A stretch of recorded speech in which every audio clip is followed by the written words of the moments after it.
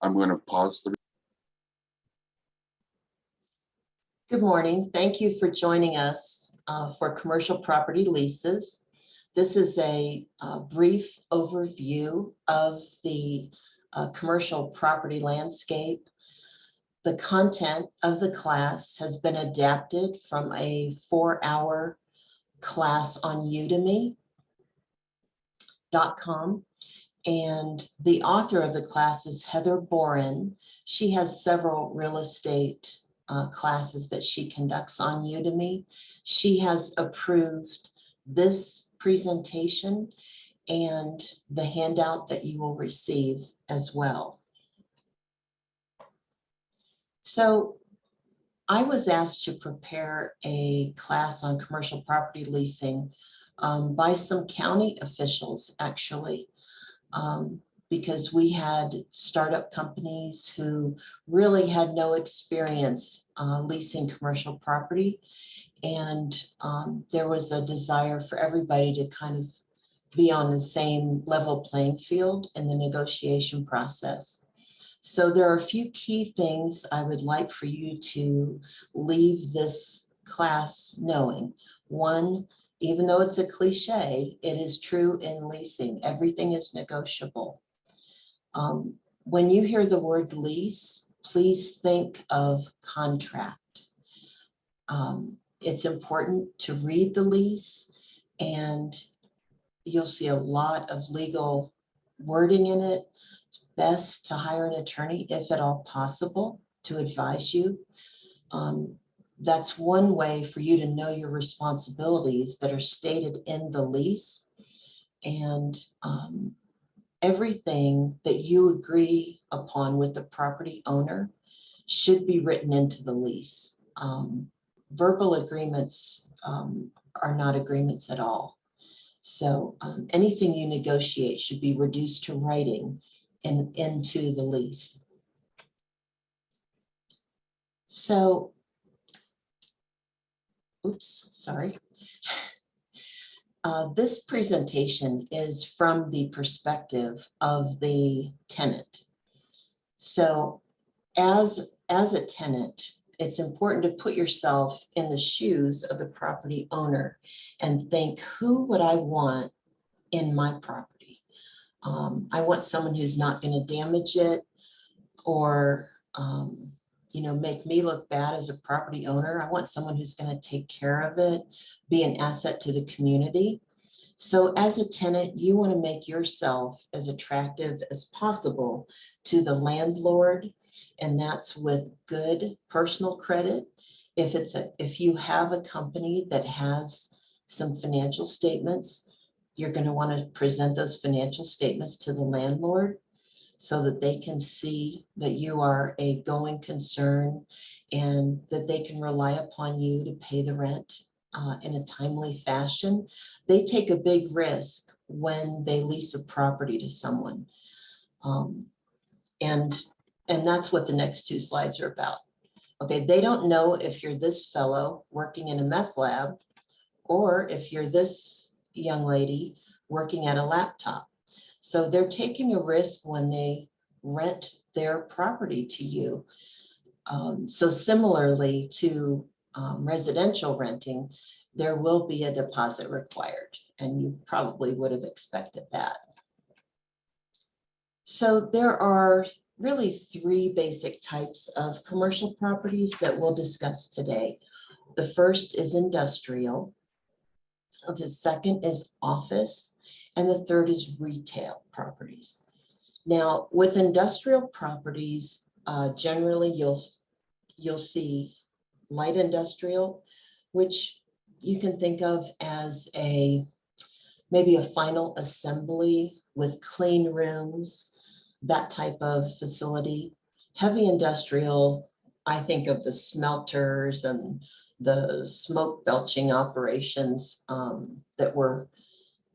that I saw, growing up in the steel belt. But you also, industrial properties also include flex space, which can be a warehouse operation that has shipping and receiving in the back, fulfillment in the center, and then office space in the front. Now, flex space, usually have more modern layouts, a little more flexibility, and you may have HVAC in some of the space. The pros of leasing industrial space are that it's a lower cost per square foot. You have flexible ceiling heights, so you can configure it however you need to. There's just a lot of options. Cons of leasing industrial space are that the parking may not be ideal. A lot of times industrial properties are located kind of on the edge of town. They're not in generally the high visibility areas. So you're not going to have that pedestrian traffic or probably good visibility or even good signage. And again, you may or may not have HVAC. So industrial space varies greatly. This is what I think of when I think heavy industrial. And this I would term as light industrial, kind of a final component assembly shop. Now, when we talk about office space, there are two types. There's the medical office and then a general office. Medical office, I think we're all familiar with that. Your dental office, your physician's office with multiple rooms where they can take care of multiple patients pretty efficiently.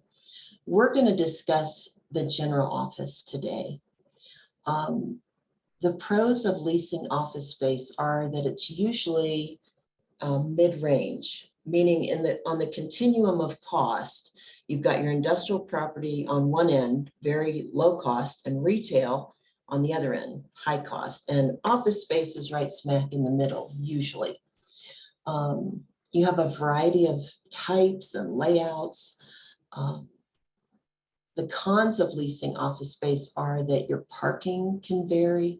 You can have additional costs, and the services provided by the landlord can vary, as well as perhaps some limits on your ability to access the property 24 hours a day. You may only be able to access the property 6 a.m. to midnight, with any kind of maintenance occurring from midnight to 6 a.m., for instance. Now, when we talk about retail, it's really what we all picture. The strip mall with rows of businesses, or the shopping center with or the mall that we all grew up with interconnecting walkways, etc. The pros of leasing retail space are you have good visibility, you have excellent pedestrian traffic, so you get the impulse visitor. You have usually excellent location, good signage, so it's easy for people to find you. You're visible even when they're not looking for you. The cons are that you pay for all of those pros. It's a higher cost per square foot, and zoning can affect how you use the property. So here are some examples of retail properties. Now, when we talk about the different types of leases, there are really 5 different types of leases that we're going to discuss today. The first is the simplest. And when you hear it's a gross lease, think simple, okay, and straightforward. You'll see these primarily with industrial and office properties. A gross lease is where the landlord pays for pretty much everything. The tenant pays for internet, cable, and their rent. The tenant may or may not, contribute to janitorial expenses. So when you hear gross, think simple. This is the simplest and cheapest lease. Modified gross, it has an add-on feature called CAM, which is common area maintenance expenses. This is where you, the tenant, may be responsible for some of the utilities, the landscaping, etc. And that's why it's so important to understand what's in your lease. When you hear modified gross, think, okay, it's that simple lease, plus I may have an additional expense. I may have CAM to pay with that. And of course, you want to know exactly what is included in the CAM expenses. We find modified gross leases with industrial properties, office, and retail. So it's very common, but the most important thing is to know what those additional expenses are going to be on top of your rent. In retail, one of the most common is the triple net lease. Now, when you hear triple net, think ching, ching, ching, because that's the most expensive or can be the most expensive transaction amongst these leases. The tenant reimburses the landlord monthly or annually for its share of all the building expenses, including property tax and insurance. So again, you want to know exactly what you're signing up for if you're signing a triple net lease. Base year is the next type of lease. This involves a little bit of simple math. You'll find this with industrial and some office properties.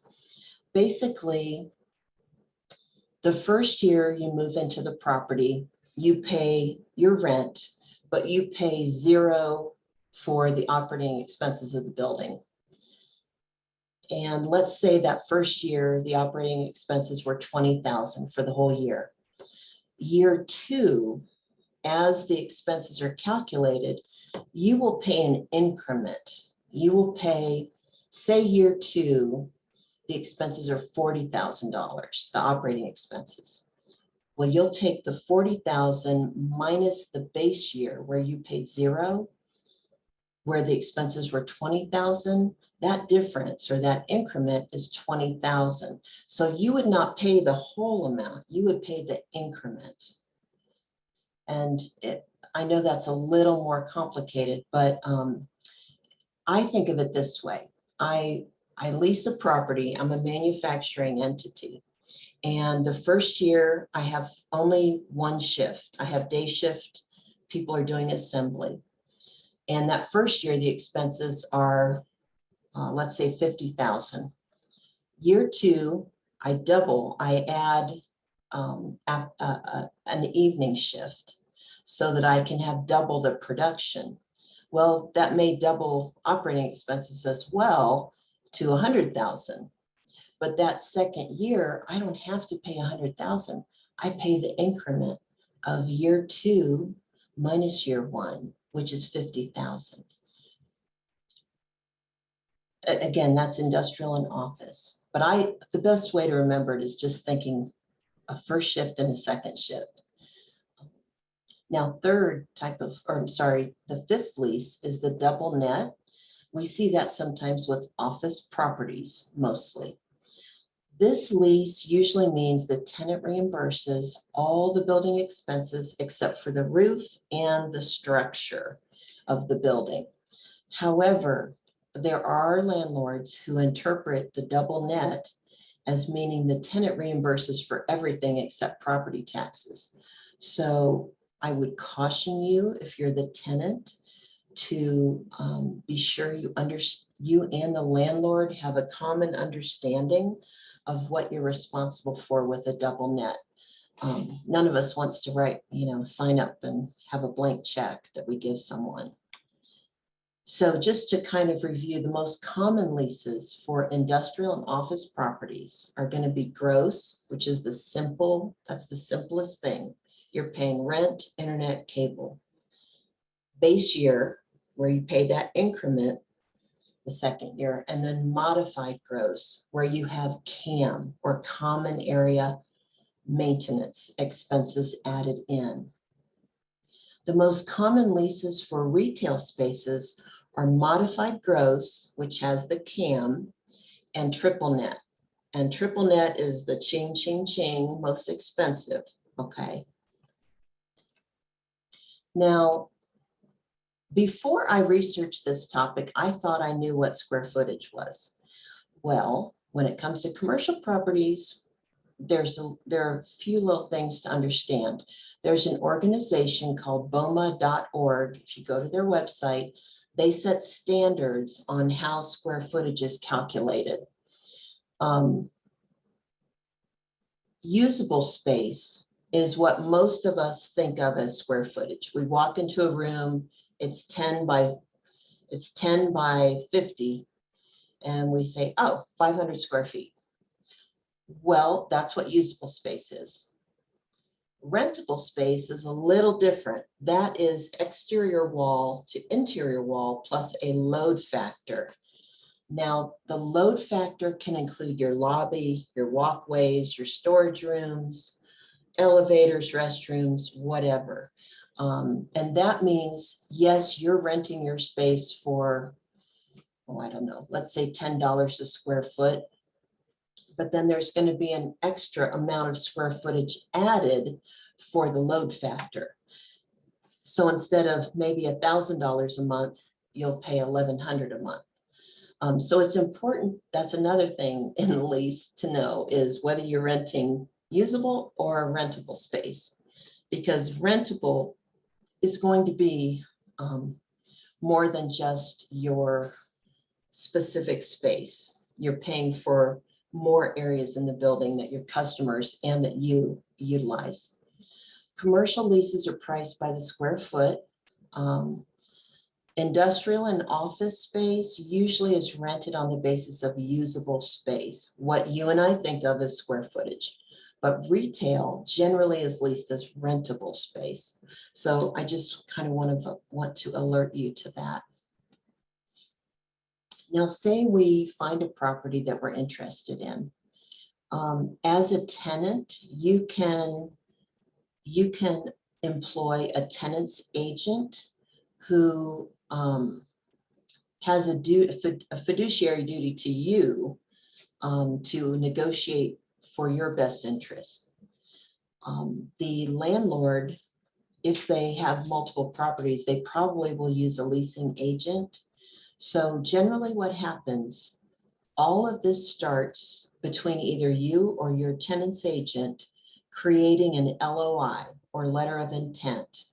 And that's in place because it's so much easier to negotiate some key points in a letter of intent and go back and forth with the landlord or the agent, rather than going through, you know, a 20-page lease every time. So that's how we start the process. Your letter of intent includes who's making the offer or the counteroffer, the term of the lease, and that's the length of the lease. Say I want to lease a property for 2 years, then the term is 2 years. I specify in the letter of intent, I want to sell earrings at this location and jewelry. The rent amount, I want to offer you $1,200 a month plus the utilities, say. Then lease type, I would like a gross lease for this property. I want to start renting on January 1st, 2023, or whatever date. And also in that letter of intent, I want to include my tenant's agent if I've retained one. And if you get a tenant's agent, you're the one that will pay them, not the landlord. Okay, if you've ever bought a house, you have a closing. Well, when you sit down to sign the papers, that's generally when you're going to pay your tenant's agent, and the commission is calculated at that point. So how do you come up with a reasonable offer? One, if you don't have a tenant's agent, then you need to look around, find out what properties what amount they're being offered at. If you have a tenant's agent, they'll have a good idea of what you should offer for the property. But you want to look at the condition of the property, any improvements that you will have to have before you can start business or start operations there. Think about what you can afford. If you know if you're projecting your revenues, which I'm sure all good business folks are doing, then you want to know, given your best revenue forecast and your worst revenue forecast, what can you truly afford to be committed to? If you're going to need a revolving line of credit to afford the property, you might want to think twice. Just saying. Now, this property has a gorgeous view of the city and it's move-in ready. You just put your furniture in, get your internet hooked up, and you're probably good to go. You're going to pay more for this property than for this property. Now, obviously, you're not going to move into it like this. This is where you would negotiate with the property owner for them to clean everything out, and maybe put in new flooring, new light fixtures, etc. So as you are, once you get your letter of intent going back and forth and you agree upon the major tenets of the lease, you're going to look at a lease document. In the document, the lessor is the property owner, okay? The lessee is you, the tenant. Now, in the lease, they're going to say it's for a term of X number of years. That term is just the length of time you're committing by signing the lease. It may have wording like 5 years commencing on January 1st, 2023, and ending on December 31st, 2027. For office and industrial properties, the typical lease term is 3 to 5 years. Doesn't mean that your lease has to be 3 years. Retail properties vary depending upon the use. And these are just the norms, okay? Quick service retail like a coffee shop, a juice bar, they would generally have a 5-year lease. A sit-down restaurant, normally the lease would be for 10 years. And an anchor tenant, maybe a Target or Michael's, I'm trying to think of some other common anchor tenants, would be more of a 20-year time frame. But these terms are negotiable, so obviously you want to ask for what suits your purposes. So in some ways, a longer lease can be terrific. If you've been in business for a year or two and you feel really confident about your business, a longer lease can give you the certainty of knowing your fixed costs, one of your biggest fixed costs. And if you're going to invest a lot of money in the decor and the layout, you're not going to want to have to sign another lease 1 year from now. The cons are pretty obvious of a long-term lease. You could be stuck with a fixed cost, and if you have a business downturn, those kinds of things are the cons. Now, another term to be aware of in your lease is called an option. Your lease may offer an option to extend the lease, and that means all of those things that you negotiated stay in place with the exception of rent. You and the landlord figure out what the new rent will be. For instance, if it says you have 2 5-year options, that means you can extend the lease 2 times for 5 years each time. Now, these options have a time limit. So if you sign a 3-year lease, whatever calendaring system that you use, I like Google. I would go out, to 2 years and 10 months, say, or 6 months, 2.5 years into the future, start deciding whether or not I want to stay at this property, because an option to extend the lease will go away if you don't notify the landlord within the stated time period in your lease. And if that goes away, that means you have to renegotiate everything. So you really want to stay on top of that. And if you do let your option expire, be prepared to leave the property, because if you overstay a lease, there's something called a holdover rate you can be subject to, which can be as much as 125%, 150% of your rent. So you've got to be prepared to move out at the end of your lease. So this is just another part of our business planning that we do. So you're going to start looking 6 months before the end of your lease. Maybe there's another property you've seen, or maybe this is definitely where you want to stay. You want to prepare for that. So as we look at properties, there are concessions that landlords are sometimes willing to make, not always, but one of them is called TI. That's a tenant improvement allowance. That's money the landlord provides to the tenant to help build out the space and make it, really nice. Landlords sometimes will offer you free rent until you open for business. So say you rented that property that needed all that work. The landlord could have said, okay, I'll clean everything out. You get a contractor in to paint, do new flooring, and here's, $15,000 to cover half of that cost or whatever. And then they could say, once you're open for business, you start paying rent. You get 2 months to make those renovations. That's just an example. Landlords are under no obligation to do these concessions, but just understand you can always ask.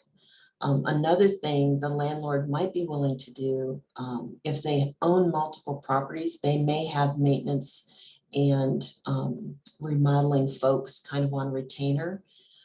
They may be willing to put in new flooring, new lighting, paint the walls, and kind of present a property that's move-in ready to you instead of giving you a tenant improvement allowance. Okay, so you found the property, you made an offer. Now you need to gather your money and prepare to get a deposit ready for the landlord. Deposits are going to vary depending on your personal credit rating and or your company's financials. If you've been in business for 2 years, it may be enough to, you may have established a good credit rating through trade credit with your vendors, or your company financials might be strong enough that you can share with the landlord, hey, we're increasing revenue 10% every year. We're doing great. Everything is sunshine and happiness in the, near term. But be prepared, because if you're a startup, you're probably going to be asked to produce a personal credit rating, because they want to know they're going to be paid. It's as simple as that. Nobody wants to evict you. That's a pain for them. It's a pain for you. So your deposit could be 1 to 2 months of rent, or 2 to 3 months if you have poor credit. And if you have bad credit and they're still willing to rent to you, you may have to pay in the form of a bigger deposit. So just be aware of that. The deposit can also vary depending upon the business going into the space. An office may have a lower deposit than a manufacturing or a restaurant tenant. And if you think about it, it kind of makes sense, because it's easier to find someone to rent an office than it is to find someone who wants to open a restaurant or, create a new factory or move into your area with a factory. All right, I'm just going to touch on this because this is not an area where you as the tenant really have any power, but I just want you to be aware of it. There's a thing called a lease form. Okay, that's just the form the lease takes. A landlord who owns multiple properties most likely has one lease that they give their leasing agent to fill in the blanks with the address and a bunch of legalese. And if the landlord has their own form, it's probably going to be written to favor the landlord. Okay, that just makes sense. There is an organization called AIR who provide forms that don't favor one party or the other. But again, this is an area, I just want you to be aware of it, but you almost never have any say in what type of lease form. So you have found the perfect property and your landlord presents a form to you. Another reason why you want an attorney to review it, because it may very well be written to favor the landlord. And again, that's why I've said a few times, please hire a real estate attorney if at all possible to review your lease. This is so important. Your agent, even if you employ or engage a tenant's agent, they're not an attorney. They can and should read through the lease to be sure that everything you negotiated in your letter of intent and verbally actually made it into the lease. They can do that for you, but they can't advise you legally about what your responsibilities are. Your attorney can have that conversation with you. Now, the final stage in signing the lease and the delivery of property include being presented with two sets of the lease agreement, one for you, one for the property owner. And this is not one of those transactions where you can electronically sign it. You have to physically sign the paperwork, okay? So you put your signature on both documents. You follow your landlord's instructions. Generally, they're going to want a cashier's check for the deposit. They're also generally going to want to see that you have insurance. So do contact your insurance agent. They will advise you, your commercial insurance agent. They will advise you as to what kind of premises liability insurance you need. And sometimes the landlords will advise you, you must have these things in your insurance policy.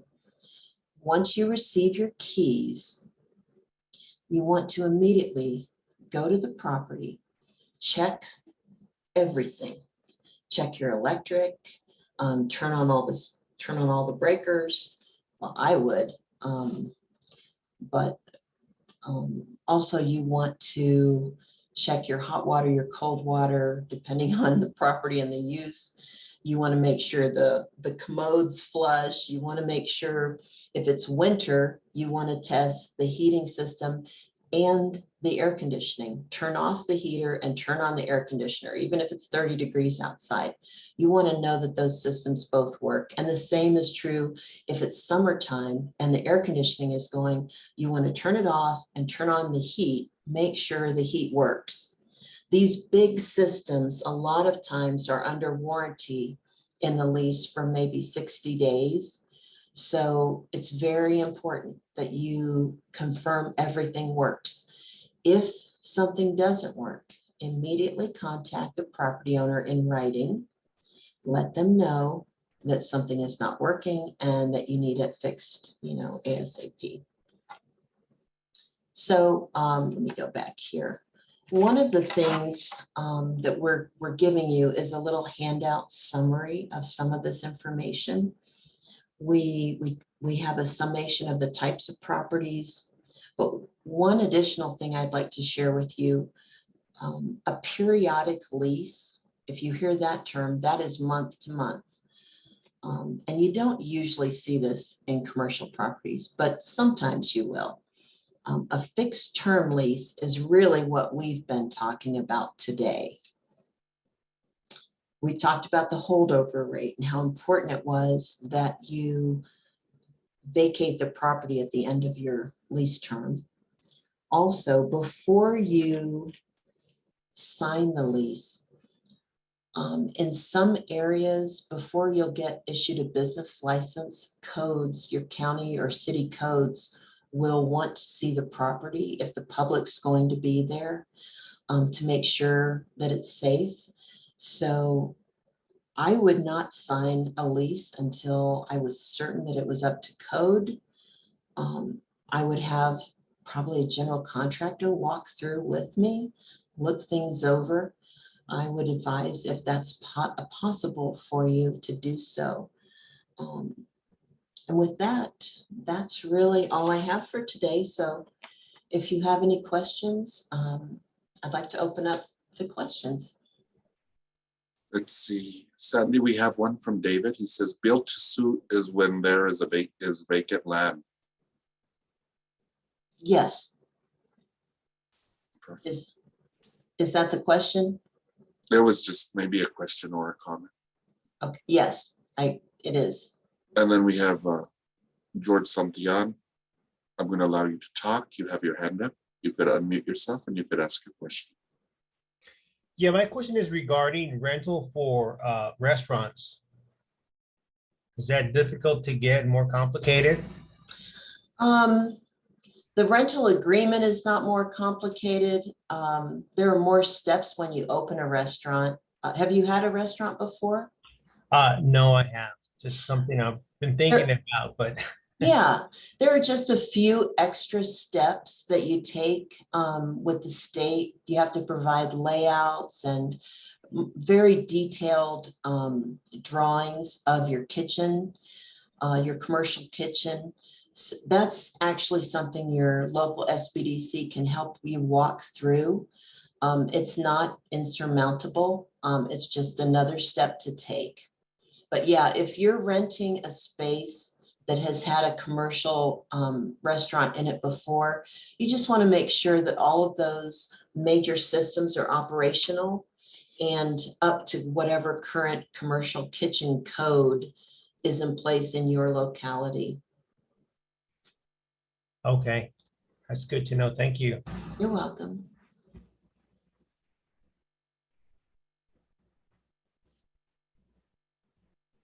Any other questions, Christian?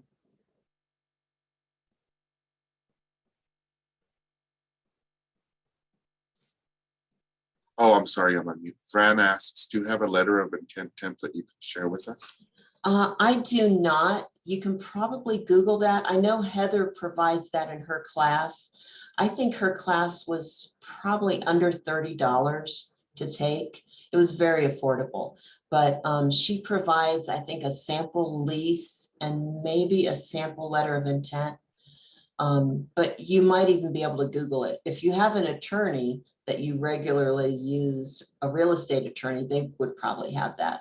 And if you hire a tenant's agent to search for commercial property for you, I'm certain they can provide a template for letter of intent. But it really doesn't have to be a specific form. It just needs to include all of that basic information that I shared with you.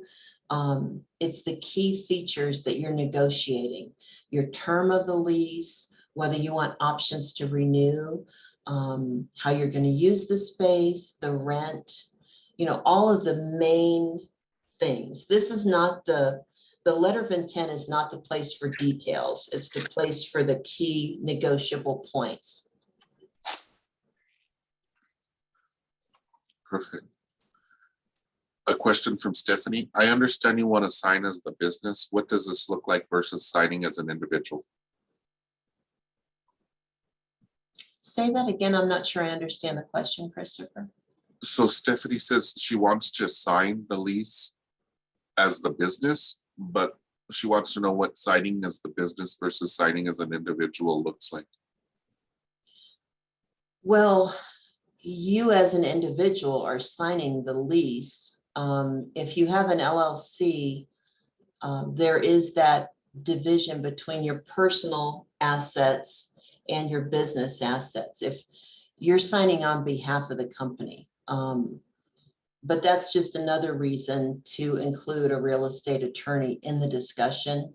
I'm not an attorney, so I couldn't advise you legally, but I would think if you have an LLC or a nonprofit, and you're the registered agent, you're fully authorized to sign on behalf of the company, then, it's your signature going on the document as the fiduciary agent of the organization.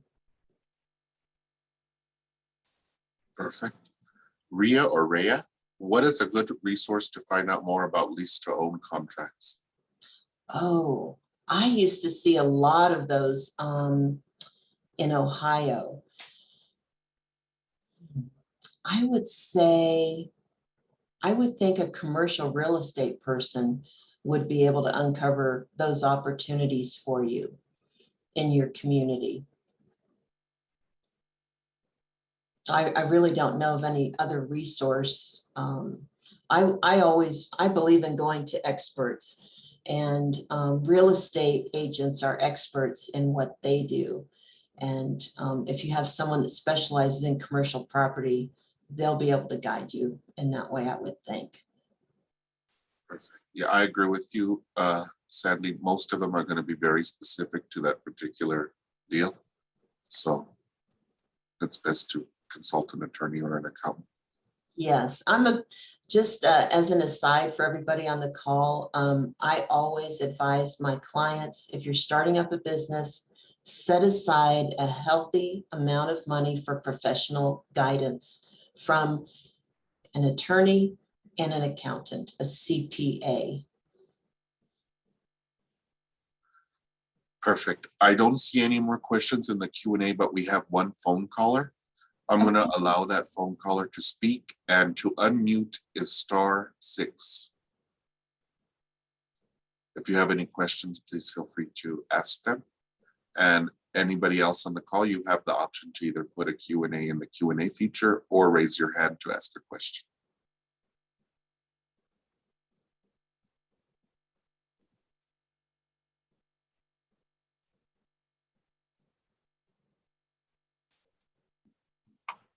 Okay, I don't see any hands. I'm going to stop the recording. Okay, thank you all for attending today. Thank you for your attention and interest.